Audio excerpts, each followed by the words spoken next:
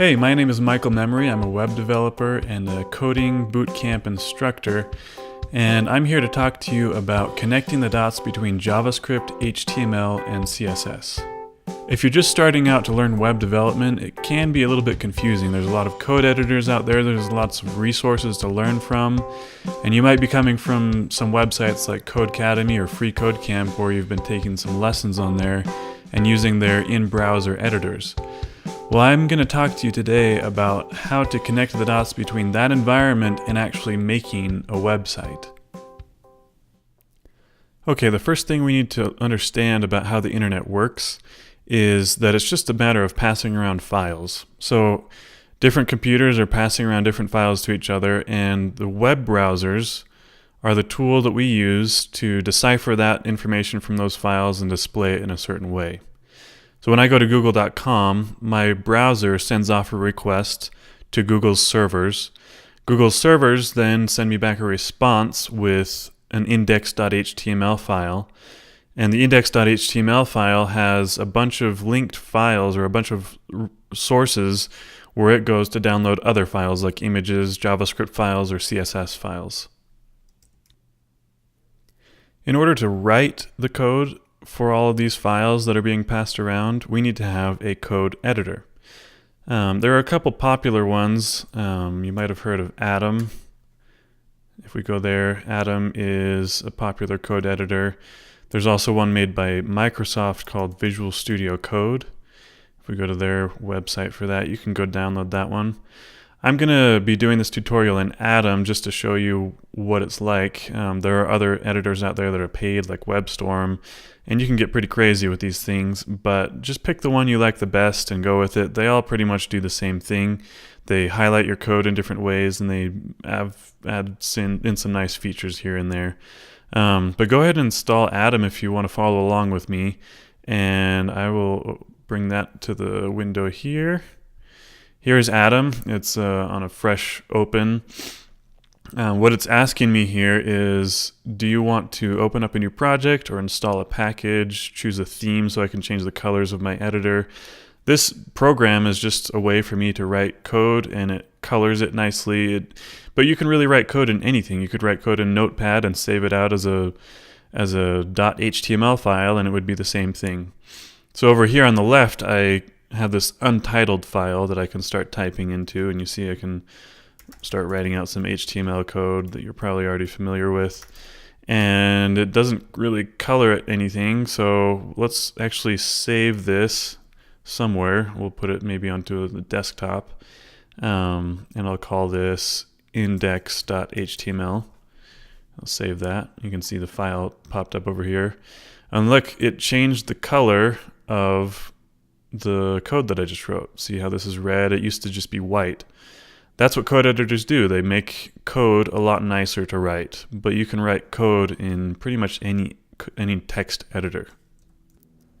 One thing to note about HTML files is that your computer probably already defaults to opening up the browser when you open that file. So if I double click on this file off in my desktop, it's going to open that file into my browser. So the browser just linked to an HTML file, as if it went across the internet and asked google.com for its index.html. My browser just opened up an HTML file from my computer locally.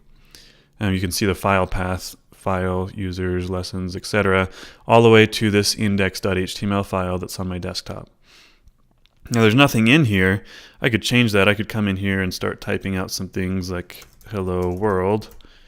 Save it. I can either reopen the file because it's now got different code in it, or I can just come over here and refresh, and there's my hello world. If we write something maybe in a header tag,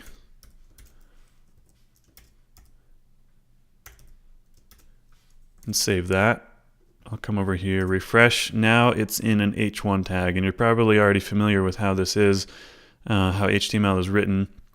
If you're not, I would highly recommend using a tool like Codecademy or Free Code Camp to learn the syntax and how to write HTML. So we've got our HTML file here, and it's saved onto the desktop. We don't really want to put all of our code files out onto our desktop. we'd actually prefer to put it into separate folders. So let's actually make a new folder on the desktop. You can save this wherever you want that makes sense on your computer. I'm just going to put it on my desktop for demonstration. And I'll say my first project. And that's just an empty folder. I could put this index.html file in there, but I'll just delete this for now. We don't need it. You can see my code editor immediately responded to that deletion. Here I'm going to say open up a new project and click on this button, and it will ask me to point out a code project.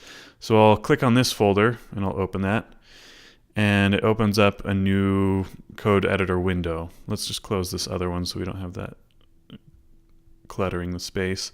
I'll close the browser for now. Now I have right here on the left a file tree. I could right click and say new file, and we'll put our index.html in there. And now I have index.html inside of my first project folder. And if we open this over here in the Finder, you can see that we have that there as well. Whatever I create in this file tree over here, it will create on my computer. So I got these two, the browser and the code editor, side by side so we can see them more easily. And I've just opened up my index.html file right here in the browser. Let's start writing out some HTML. The first thing we need to do is tell the browser when it reads through this document that it is an HTML document. Computers are pretty stupid. We have to tell them every little detail of what to do. So then we'll put our HTML tag in here, opening and closing.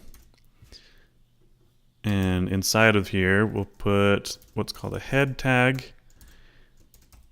This will contain information about the web page.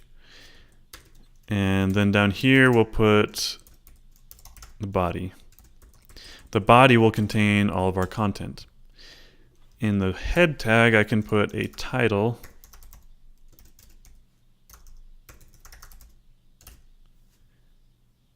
And in here, I'll say my first project. Save that and refresh, and you'll see that it gained this title up here on the tab. That's what the title tag is. We could change that to whatever we want, and it will show up in the tab when somebody accesses your website. In the body tag, we'll put maybe an H1 for the heading of our website, and that will be my first project. And then we can put as much content in here as we want after that. So the next thing we might want to do to our website or our web page is add in some styling. Now, the HTML file is going to be the first file that the browser sees. After that, you can put anything you want in here. Maybe we could put a style tag right in here. Open and close those things, and in here we can write our CSS. So I could say H1, I want you to have a color of red. And I'll save that, go over to the browser and refresh, and there's my H1 with the red color. I just wrote that CSS right in between these style tags, and I could have thousands of lines of CSS in between these style tags, but that would get pretty messy for our HTML file. It's kind of difficult for developers to code when there's such long files. Instead of putting all of our CSS right in the style tag, we're actually going to remove the style tag altogether, and we're going to use what's called the link element. And that is self-closing, so we put the / caret symbol at the end. And in here, I'm going to say rel is a style sheet. That just tells the browser that we're loading up a style sheet here. And then an href of /main style.css. You can name this whatever you want. This is just a file path to another file that I want to download for my website. The // or the dot in front of the slash means start looking in the file structure from where you are, so where you are index.html, and then go and grab the main style.css. I could also put this inside of a CSS folder and then grab the main style.css. Let's actually do that. So I'm going to come over to my file tree because this file is not created yet.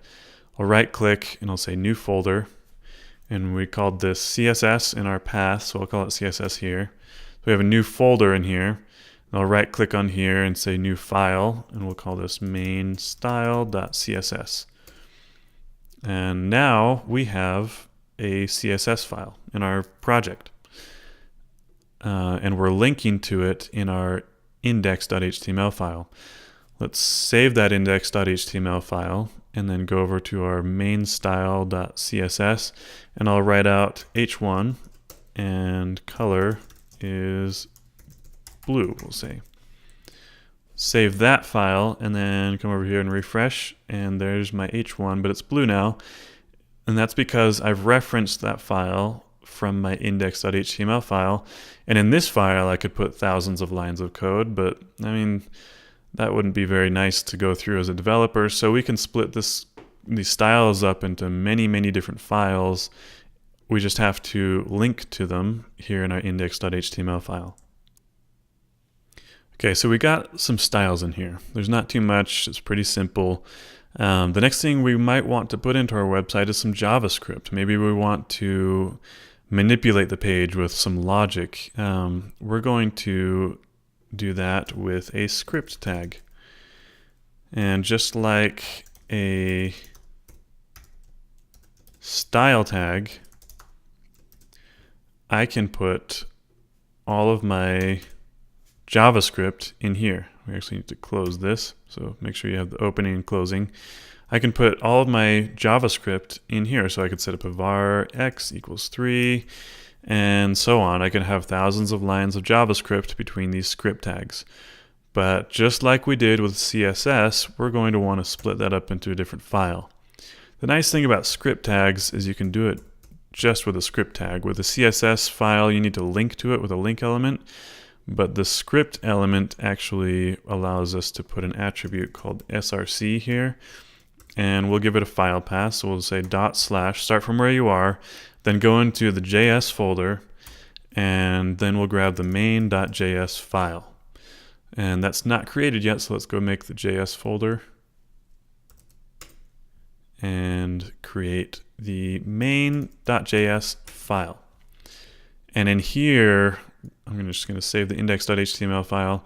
In here, we can write all of our JavaScript code that you might or might not be familiar with. This isn't so much of a JavaScript tutorial as it is just a big picture tutorial. But I can create a variable, set it equal to 3. Then I will do a console.log x. And what does this console log do? Well, in the browser, we have access to what's called a console. I'm going to save this main.js file and come over to the browser window and refresh. And nothing happened. Where's the console here? Well, if you right click and say inspect, it's going to open up a developer panel here. Now there's an elements tab, there's a console tab, there's a sources tab, network. This is all just for developers to look at what's going on with the website. What we want right now is the console, and if I click on that, you'll see that we show the number 3 right here. And it actually tells you which file it came from, main.js line 3, and that console log is right here, main.js line 3. Let me zoom in here a little bit. We console logged x, and before that we set x equal to 3, so JavaScript read through that and naturally console logged 3. It didn't console log the variable called x. It console logged what x held inside of it, what x's value.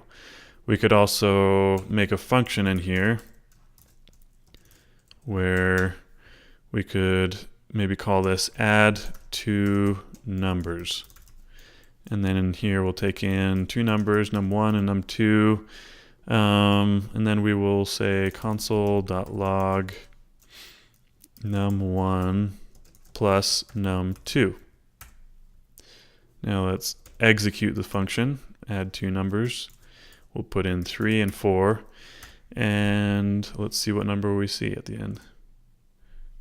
Oh, we need to save the file first and then go over and refresh, and there's our 7.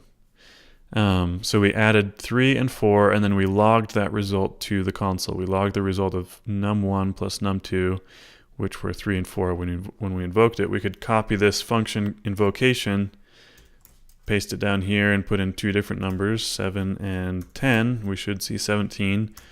Save it again, and there's 17. So we can write whatever JavaScript we want in here, and the browser will execute it when index.html tells it to load it. What if I had maybe a different JavaScript file? We copy that, paste it here. We'll say not main.js. And let's say I put a bunch of code into this file, which isn't created right now, but let's imagine it is, and run the page. This code in main.js would appear first, and then not main.js would activate and would appear second. That is how the browser is going to read your code.